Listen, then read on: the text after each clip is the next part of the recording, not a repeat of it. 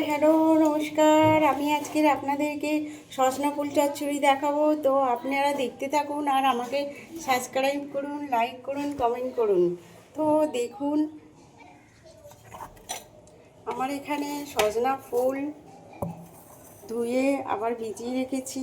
এখানে ছোট ছোট করে আমি বেগুন কেটে রেখেছি।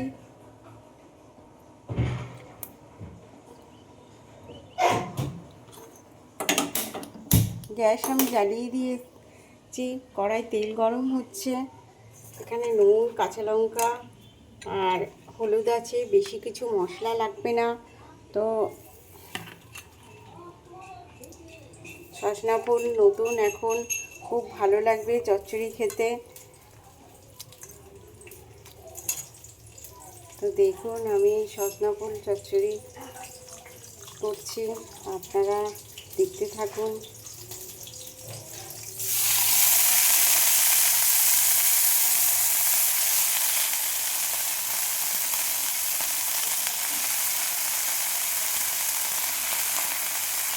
এতে কোনো মশলা লাগে না, শুধু সামান্য একটু হলুদ আর নুন, কাঁচা লঙ্কা ফোড়ন দিয়ে দিয়েছি। এখানে সজনা ফুল খেতে খুব সুন্দর, স্বাস্থ্যের পক্ষে খুব উপকার। আমি এতে একটু হলুদ দিয়ে দিচ্ছি, সামান্য একটু নুন, কেন এটা কমে যাবে একদমই। তো সামান্য একটু নুন,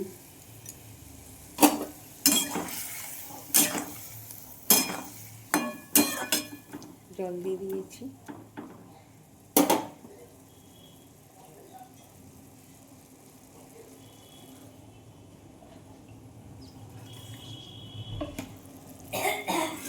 চাপা দিচ্ছি।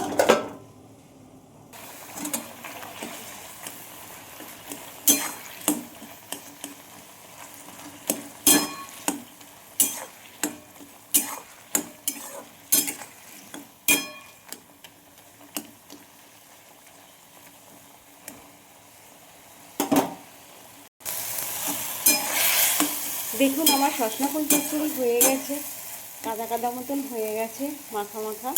তো আমি গ্যাসটা এবার অফ করব।